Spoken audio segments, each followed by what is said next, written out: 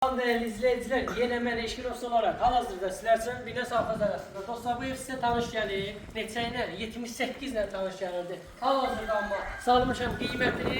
Mən Eşkin Olsun olarak 68 bin. Realda olsa yine indirim olacaq. İnşallah. Ya Allah. Gel, daxil olan evimizin iç səsinə.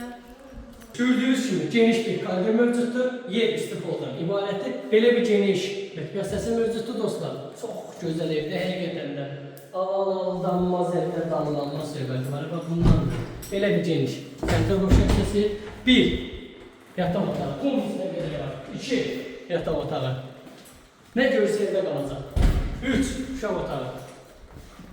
Və sonunda isə dostlar belə bir geniş zalımız mövcuddur. Zengin, Bine Safhaz arasında Ülvi Şadlı Sarayı deyilən ərazda Ülvidən evə kimi 400 metr məsafədə 2 sot yarım içində 4 otaqlı ev istəyirsən, zəng elə bu evin sahibi sana.